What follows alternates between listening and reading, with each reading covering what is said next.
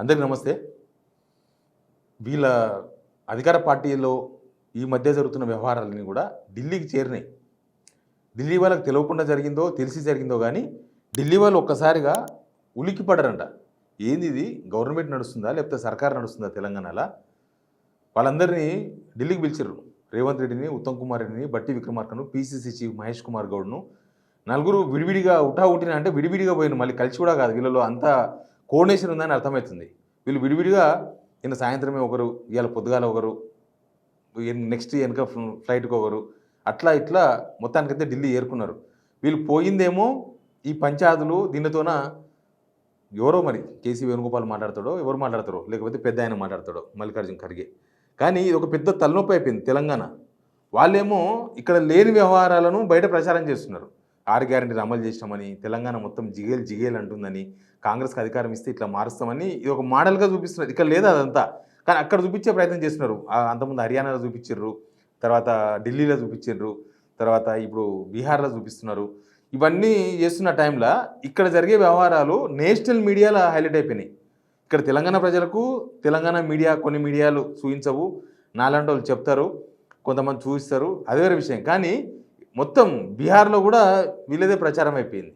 మొత్తం దేశవ్యాప్తంగా కాంగ్రెస్కి అధికారం ఇస్తే ఎట్లా ఉంటుంది, ఎంత దారుణంగా ఉంటుంది, వీళ్ళ వాటాలు, వీళ్ళ పంపకాలు, వీళ్ళ కొట్టాడలు, పంచాయతీలు, గ్రూప్ రాజకీయాలు, ఇవన్నీ కూడా పెద్ద అయినాయి. అందుకే మీ పెంట చాలు, మీరు అర్జెంట్గా ఢిల్లీ రండి అంటే వెళ్ళిపోయారు ఢిల్లీకి.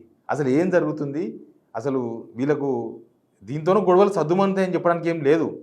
కాంగ్రెస్లో ఉన్న ఇంటర్నల్ పరిస్థితిని మనం ఓటేసి గెలిపించుకున్న వాళ్ళు ఏం చేస్తున్నారని చెప్పే ప్రయత్నమే ఇది.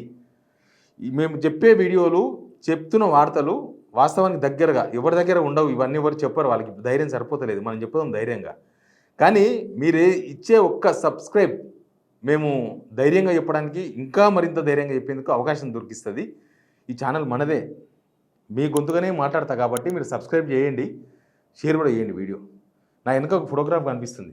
ఈ ఫోటోగ్రాఫే, దీనిలో ఉన్న అందరూ రకరకాల వివాదాలు, రకరకాల నిన్న మొన్న అన్నీ చూసినాం కదా మనం. CM Revanth Reddy versus Konda Surekha, CM Revanth Reddy versus Jupally Krishnarao, CM Revanth Reddy versus Ponnam Prabhakar issue మీకు రాలే కదా, అది కూడా చెప్పాలి. నిన్న మొన్న అర్జెంటుగా ఏం కాదు, అదంతా 2 months బ్యాక్ గవర్నమెంట్ నిర్ణయం తీసుకున్నది. ఏంది, ఈ ఇంటర్ స్టేట్ చెక్ పోస్టులు ఎత్తేయాలని నెల క్రితం జీవో ఇచ్చింది. కానీ ఎత్తేయలేదు. ఎందుకు అంటే దానిలోకి వెళ్ళి అందరికీ వాటాలు ఉంటాయి. ట్రాన్స్పోర్ట్ మినిస్టర్కి ఉంటుంది, ట్రాన్స్పోర్ట్ డిపార్ట్మెంట్ ఉన్న వాళ్ళకు ఉంటుంది, ట్రాన్స్పోర్ట్ రకరకాల వ్యవహారాలకు ఆఫీసర్లకు ఉంటుంది. అందరి చెక్ పోస్ట్ దగ్గర ప్రైవేట్ వ్యక్తులను పెట్టి డబ్బులు వసూలు చేస్తారు కదా, అవన్నీ అందరికీ షేరింగ్ ఉంటుంది. అయితే గవర్నమెంట్ నిర్ణయం తీసుకొని 2 months అయినా ఆ స్టేషన్లు మాత్రం మూసేయలేదు. రేవంత్ రెడ్డి పొన్నం ప్రభాకర్ని ఎక్స్పోజ్ చేయనికే ఒకరోజు ముందే ఏసీబీ దాడులు చేయిస్తే 4,16,000 దొరికినాయంట. కొన్ని సెంటర్లను టార్గెట్ పెట్టి చేయించిన తర్వాత అది ఎక్స్పోజ్ చేసి అది చూపించి మూసేపించారు. అంటే పొన్నం ప్రభాకర్ దీని మీద అసంతృప్తి, నాకు చెప్పకుండానే ఎట్లా మూసేపించారని. అసలు 1 month బ్యాకే మూసేయాలి అవి. దీనిలో రేవంత్ రెడ్డి ఏం సుఖమైనడు కాదు. రేవంత్ రెడ్డి పెద్దవి కొడతాడు, ఈ చిన్నవి వీళ్ళకి వదిలేసాను కొంతమందికి. ఈ చిన్నవి కూడా మాత్రం రానియరా అనేది వీళ్ళ బాధ. అట్లా Revanth Reddy versus Ponnam Prabhakar, Konda Surekha versus Ponguleti Srinivas Reddy, Konda Surekha versus Seethakka, Ponnam Prabhakar versus Adluri Laxman, Vivek versus Adluri Laxman, Ponnam Prabhakar versus Sridhar Babu, ఇక ఇంకేమున్నాయి, గడ్డం వెంకటస్వామి వర్సెస్ శ్రీధర్ బాబు. ఇలా చెప్పుకుంటూ పోతే చాలా విషయాలు ఉన్నాయి. ఇదేదో వాళ్ళు లోపల సర్దుకొని క్షమాపణలు చెప్పుకొని ఇక అయిపోయింది, ఇక మేము పిల్లి కన్ను మూసుకొని పాలు తాగినట్టు ఇంకా అయిపోయింది హిస్టరీ అంటే అయిపోదు. జనాల్లో పెద్ద చర్చ నడుస్తూనే ఉంది.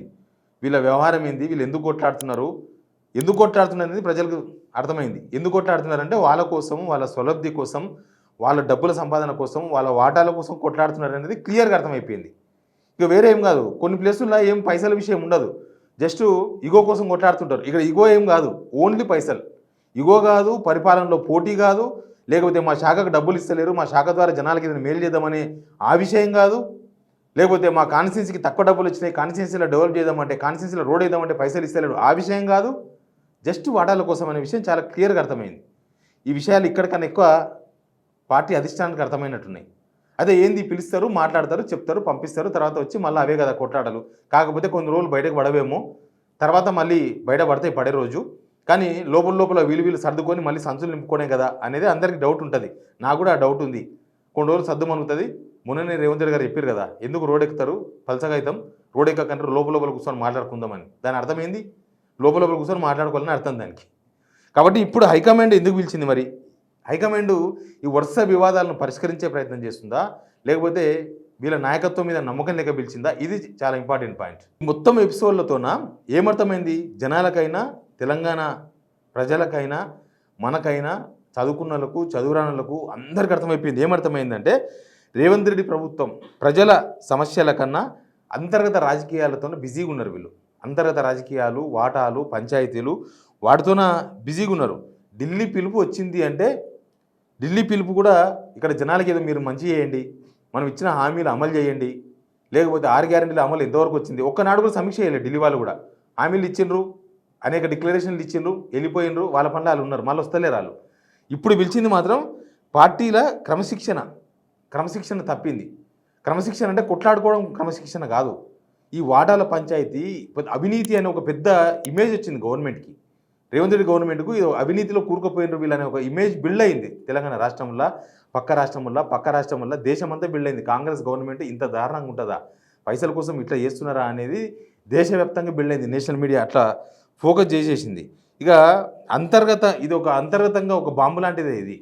అంటే దీని ద్వారా రేవంత్ రెడ్డిని దింపుతారా, లేకపోతే మంత్రులను తీసేస్తారా అంటే అవేమి ఇప్పుడు జరగకపోవచ్చు. ఇవాళ రేపు ఈ బీఆర్ ఎలక్షన్స్ అయిపోయేలోపు, మన దగ్గర జూబ్లీ ఎలక్షన్ అయిపోయేలోపు ఇవేం జరగకపోవచ్చు. కానీ వీళ్ళ బలహీనత అనేది జనాలకు అర్థమవుతుంది. ఒక హెచ్చరికనే కదా. రేవంత్ రెడ్డి నాయకత్వం అనేది వీక్ అయిపోయింది, ఫెయిల్ అయిపోయింది అనేది ఈ పిలుపుతోన జనాలకు అయినా ఎవరికైనా కూడా ఈజీగా అర్థమవుతాయి. రేవంత్ నాయకత్వం మీద సందేహాలు, అనుమానాలు. రేవంత్ నాయకత్వం పార్టీని నడిపించలేకపోయింది, ప్రభుత్వాన్ని నడిపించలేకపోవడమే కాదు, అడ్మినిస్ట్రేషన్ కూడా చేతికి రాలేదు. అసలు ప్రజల కోణంలో ఈ పాలన నడుస్తలేదు అనేది వెరీ క్లియర్. కానీ ఆయన నాయకత్వం మొత్తం ఫెయిల్ అయిపోయింది అనేది హైకమాండ్ గుర్తించింది. మొన్ననే కదా మల్లికార్జున ఖర్గే కామెంట్ చేసిండు. హైకమాండ్ దృష్టిలో కూడా ఈయన ఫెయిల్ అయిపోయిండు, ఈయన కనీసం అంతర్గత విభేదాలను కూడా సరి చేయలేకపోతున్నాడు, ఈ పంపకాలు కూడా సరిగా చేయలేకపోతున్నాడు. బాధ ఒకటి, పంపకాలను కూడా సరిగా చేయలేకపోతున్నారు. రేవంత్ చేతిలో ఈ కంట్రోలింగ్ ఏం లేదు. అంటే మంత్రివర్గం కూడా ఆయన చెప్పే మాటలు వినే పరిస్థితిలో లేదు, ఎప్పుడు ఉండదు. అసలు రేవంత్ నాయకత్వం కరెక్ట్గా ఉన్నప్పుడు వీళ్ళందరూ కరెక్ట్గా పనిచేస్తారు. రేవంత్ నాయకత్వం ఎందుకు పనిచేస్తలేదంటే రేవంత్ రెడ్డే వీళ్ళతో పోటీ పడి నీకు ఏక్దో మేరకు ఏక్దో తుమారకు దోదో పంపకాలు ఉంటాయి కదా, అట్లా పంపకాలు జరుగుతున్నప్పుడు ఇంకా నాయకత్వానికి ఏం విలువ ఉంటుంది? పైనోడు కరెక్ట్ ఉంటే కిందోళ్ళు కరెక్ట్ చెప్పనికోసార్లు ఏది ఇక రాదు, మీరు చెయ్యొద్దు, గలీజ్ ఉంటుంది అని. అట్లా లేదు ఇడ. మేరకు ఏక్దో ఆప్కు ఏక్దో అది తీసుకుపోయి మళ్ళీ హైకమాండ్ పంచాయతీ పెట్టాలి. ఇవి చేసే ప్రయత్నాలు, విభేదాలు పీక్కు చేరినాయి. ప్రతిరోజు ఒక కొత్త వివాదం, ప్రతిరోజు ఫుల్ స్టఫ్ ఇస్తుంది మీడియాకి. వాడుకున్న వాళ్ళకి వాడుకున్నంత. కాకపోతే మీడియా వాళ్ళంతా ఇప్పుడు లొంగిపోయి ఉన్నారు కాబట్టి ఎవరు చూపిస్తలేరు. మంత్రుల మధ్య భిన్నాభిప్రాయాలు, సీనియర్ నేతల మధ్య పంచాయతీలు, అనేక పంచాయతీలు, పార్టీ లోపల ఎవరికి, ప్రభుత్వం లోపల ఎవరికి ఒకరంటే ఒకరు కుదురుతలేదు అనేది వెరీ క్లియర్గా అర్థమైంది. అసలు రాష్ట్ర ప్రభుత్వాన్ని ఢిల్లీ నుంచి కంట్రోల్ చేయాల్సిన పరిస్థితులు వచ్చినాయి. ఇప్పుడు ఢిల్లీ నుంచి పిలుపు వచ్చిందంటేనే ఢిల్లీ వాళ్ళు కంట్రోల్లోకి తీసుకున్నారు. ఆల్రెడీ మీనాక్షి నటరాజన్ వచ్చినప్పటి నుంచే ఇక్కడ కంట్రోలింగ్ అంతా కూడా మీనాక్షి నటరాజన్ చేతుల్లోకి ఢిల్లీలోకి పోయింది. కానీ మీనాక్షి నటరాజన్ కూడా ఏమీ చేయలేని సిచ్యువేషన్. ఆమె వాటాలు ఏందో మనకు తెలియదు, ఆమె పరిస్థితి ఏందో మనకు తెలియదు. కానీ ఆమె కూడా ఏమి ఇట్లాంటి సిచ్యువేషన్ని మొత్తం బయటపడిన తర్వాత కంట్రోల్ చేస్తుంది. మొన్న వివాదాన్ని కూడా ఆమెనే కంట్రోల్ చేసింది. సుమంత్ అరెస్ట్ ఆపింది ఆమె అట్లాంటి సిచ్యువేషన్. తర్వాత ఉత్తమ్ కుమార్ రెడ్డి లాంటి వాళ్ళు, బట్టి విక్రమార్క లాంటి సీనియర్లు కూడా రేవంత్ రెడ్డి నాయకత్వాన్ని వ్యతిరేకిస్తున్నారు. రేవంత్ రెడ్డి స్టైల్ పరిపాలనను వాళ్ళు నచ్చలేదు, వాళ్ళు విరుద్ధంగా ఉన్నారు. పార్టీని ఒంటరిగా నడుస్తుంది, పార్టీకి సంబంధం లేకుండా నడుస్తుంది. కానీ ప్రభుత్వం మాత్రం విమర్శల పాలేదు. దాని చేతిలో ప్రభుత్వం ఉంది కాబట్టి ఇదంతా నడుస్తుంది. రేవంత్ ప్రభుత్వానికి ఒక గౌరవం లేదు, జనాల్లో గౌరవం లేదు, హైకమాండ్ దగ్గర గౌరవం లేదు, పార్టీలో ఇంటర్నల్గా గౌరవం లేదు. వీళ్ళకి ఎవరికి గౌరవం లేదు. హైకమాండ్ జోక్యం చేసుకుంటుందంటేనే రాష్ట్ర స్థాయి నాయకత్వం ఫెయిల్ అయిపోయిందని అర్థం దానికి. పిసిసి మహేష్ కుమార్ గౌడ్ కూడా ఫెయిల్. ఆయన కూడా పార్టీని కంట్రోల్ చేసే పరిస్థితిలో ఏం లేడు, ఎక్కడ ఏం కంట్రోల్ చేయలేదు. ఎవరు తిప్పాలి వాళ్ళు మాట్లాడతలేరా? రాజగోపాల్ రెడ్డి మాట్లాడుతున్నారు, ఎమ్మెల్యేలు రకరకాలుగా విచిత్రంగా వ్యవహరిస్తున్నారు. వాళ్ళ పార్టీ కంట్రోల్లో ఉండాలి యాక్చువల్గా, కానీ లేదు అంటేనే ఇది ఒక హెచ్చరిక బిల్, ఇది ఒక హెచ్చరికలు అనమాట ఇవన్నీ కూడా వీళ్ళకి. అసలు ఈ సమస్యలు ఇప్పుడేం విభేదాలు పోవు, కానీ కనీసం హైకమాండ్ అయినా ఇప్పుడు రేవంత్ రెడ్డి ఇచ్చే కంప్లైంట్లు ఉంటాయి, మంత్రులు ఇచ్చే కంప్లైంట్లు ఉంటాయి. ఈ కంప్లైంట్లన్నీ నాకు తెలిసి హైకమాండ్ దగ్గర మిగతా రాష్ట్రాల్లో, పాలన లేని రాష్ట్రాల్లో కంప్లైంట్లు ఉంటాయి. పాలన ఉన్న రాష్ట్రాల్లో హైయెస్ట్ కంప్లైంట్స్ తెలంగాణకి వెళ్ళి ఉన్నాయంట హైకమాండ్కి. కర్ణాటక మనకన్నా పెద్ద రాష్ట్రం, కానీ కర్ణాటకకి వెళ్ళి అట్లాంటి ఇంత దారుణమైన కంప్లైంట్స్ లేవు. ఇంకా అవతల చూస్తేనేమో వేరే రాష్ట్రాలకి వెళ్ళి వచ్చిన కంప్లైంట్స్ అంత చెప్పుకోదగ్గ ఏం లేవు. కానీ ఇక్కడ మాత్రమే అంత కంప్లైంట్ బాక్స్ మొత్తం నిండిపోయినాయి వాళ్ళకి. వాళ్ళు బీహార్ ఎలక్షన్స్లో బిజీ ఉండి కూడా వీళ్ళనందరినీ ఢిల్లీకి పిలిచి రక్షించలేని కంటే దాన్ని ఏమర్థం చేసుకోవాలి? వీళ్ళ ప్రభుత్వం మీద, వీళ్ళ నాయకత్వం మీద హైకమాండ్కి ఏమాత్రం నమ్మకం లేదు. చిన్నపిల్లలు కాదు కదా వీళ్ళు. కానీ వాటాల పంచాయతీ అనేది బాగా ఎఫెక్ట్ చూపిస్తుంది గవర్నమెంట్ పైన. అది ఎవరు అవునన్నా కాదన్నా జనాలు కూడా ఈజీగా అర్థమయ్యేటట్లు వీళ్ళే వ్యవహరిస్తున్నారు. జనాలు కూడా ఈజీగా అర్థమైపోయింది. ఇవి ఆరోపణల స్థాయి దాటి నిజాలు అనే కాడికి వచ్చేసింది. ఆరోపణలు వేరు. ఆరోపణలు అంటే ఆధారాలు లేకుండా ఉండేవి ఆరోపణలు. కానీ ఇక్కడ ఆరోపణలు కాదు, విత్ ఆధారాలు వాళ్ళే బయటికి మాట్లాడుతున్నారు. మొన్న కొండసిరక బిడ్డ ఏం మాట్లాడింది, లేకపోతే మామనార్ ఎమ్మెల్యే ఎన్ఎస్ శ్రీనివాసరెడ్డి ఎందుకు ఆర్టికల్ రాసిండు, లేకపోతే ఒక MLA Yellareddy MLA world bank ఎందుకు లేక రాసిండు, నాకు 100 కోట్లు ఇవ్వండి మేము రోడ్లు వేసుకుంటామని, రైతులకు ఇచ్చుకుంటామని. జడ్చర్ల ఎమ్మెల్యే పదే ఎందుకు మాట్లాడుతున్నారు, మిగతా ఎమ్మెల్యేలు కూడా అక్కడ ఇక్కడ ఎందుకు గునుకుతున్నారు, ఈ నాయకత్వం ఫెయిల్ అయిపోయిందనే విషయం మీద మాట్లాడుతున్నారు. ఏం జరుగుతుందో తెలియదు. ఇప్పటికిప్పుడు ఏ నిర్ణయం తీసుకోకపోయినా ఈ ఢిల్లీ పిలుపు ఎఫెక్ట్ తర్వాత ఉంటుంది. బీహార్ ఎలక్షన్ తర్వాత దీని వ్యవహారం చాలా ఉంటుంది. ఎక్కడ సెట్ చేయాలి, ఎక్కడ రోగం వచ్చిందో తెలుసుకునే ప్రయత్నాలు చేస్తున్నారు వాళ్ళు. ఈ రోగం ఎక్కడొచ్చింది, మందు ఎక్కడ వేయాలని. ఆ మందు వేసినప్పుడు ఒక షుగర్ ఒక వేలుకు వస్తే ఆ వేలును కట్ చేయాల్సిందే, లేకపోతే షుగర్ మొత్తం బాగి మొత్తం కాలంతా కొట్టేయాల్సి వస్తుంది. ఇప్పుడు వీళ్ళ పరిస్థితి కూడా అదే. షుగర్ ఎక్కడ వచ్చిందో తెలుసుకునే ప్రయత్నాలు చేస్తున్నట్టు కనిపిస్తుంది. ఆ షుగర్ వచ్చిన వేలు ఏదో, ఆ షుగర్ వచ్చిన వేలు ఎంత కంపు చేస్తుందో అది హైకమాండ్కు కొంత అవగాహన ఉంది కాబట్టి మల్లికార్జున ఖర్గే లాంటి వాళ్ళు మాట్లాడినారు, రేవంత్ రెడ్డిని ముఖ్యమంత్రి చేయడమే మేము చేసిన తప్పు అని. కాబట్టి ఏం జరుగుతుందో తెలియదు. ఎనీవే వీళ్ళు ఢిల్లీ పోతేనైనా కనీసం ఏదైనా ప్రజా సమస్యల మీద పోతారేమో అనుకుంటే లాస్ట్కి వాళ్ళ సమస్య మీదే ఢిల్లీ పోయినారు. ఇది ఫైనల్గా మనకు అర్థమైన పరమార్థం. Please subscribe signal TV.